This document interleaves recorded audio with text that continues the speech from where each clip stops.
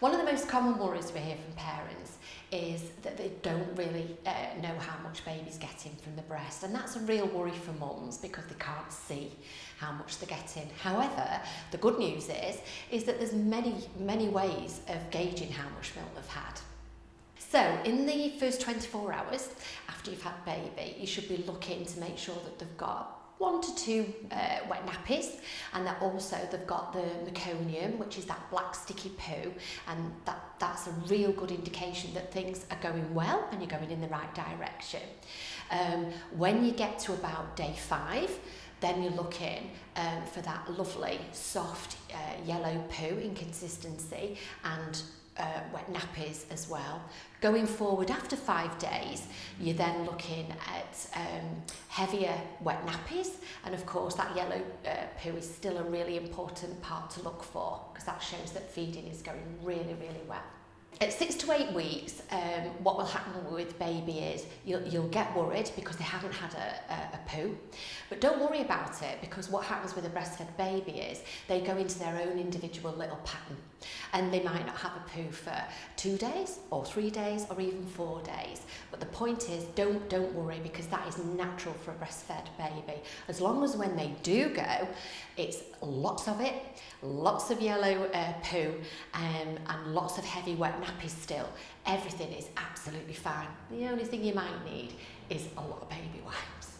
So another good sign that breastfeeding is going well is that baby is putting on weight, and every mum needs to know that. So when the midwife comes out, she'll weigh the baby at day 5, and then either the health visitor or midwife will come out at day 10, just to reassure you that baby is feeding really well. Your baby's behaviour can also tell you a lot about how feeding's going.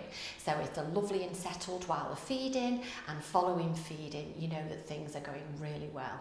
It's also really important to have baby close to you, just so that you can respond to baby when they're giving you those lovely little feeding cues. So the early signs of feeding cues is that they start to flutter their eyelashes and they start to put the hand up to the mouth, maybe turning the head slightly, doing a little bit of rooting. If you miss those early feeding cues that baby's giving you, don't worry if baby starts to cry. They're the later feeding cues. But if that happens, a baby won't latch while they're crying. So just put them in skin to skin, and as soon as they can smell you and hear your heartbeat, they'll calm down because they'll hear your voice. And once you know that baby's calm, then you can go to see if you can get them to latch.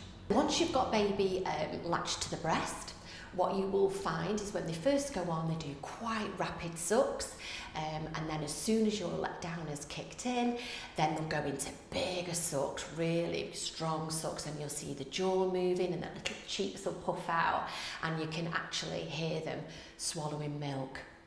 So the good thing about breastfeeding is you can't overfeed a breastfed baby. When they've had enough, they'll let you know they've had enough, and that's the beauty of breastfeeding. So, but it's also important as well, because it's a two-way partnership, that if you're feeling a little bit full, or you know it's that time when you need to be emptying your breast and baby's still having a little bit of a sleep, there is no harm whatsoever in scooping baby up and putting them to the breast, because at the end of the day, that saves you from having engorgement and mastitis. So in the early days, breastfeeding's about thirst and hunger for a little baby. But as time goes on, breastfeeding is so much more than that. Breastfeeding can be if they've got a little bit of wind and they want a little bit of snuggling with mummy, or they're upset, that calms them down. And also just having them being near to mummy, because at the end of the day, this feels like home to them. And they will settle really well when they can smell you and feel safe and comfortable being next to you. Also, the beauty about breastfeeding is if you've got a school run to go to and you just want to give baby a little bit of a top up before you go out, or you've got an appointment that you need to get to, don't ever be afraid of just scooping baby up and giving them a feed. And it could just be that you need that comfort as well from baby. If you're having a particularly bad day, then just having baby nuzzle at you can make everything feel so much better.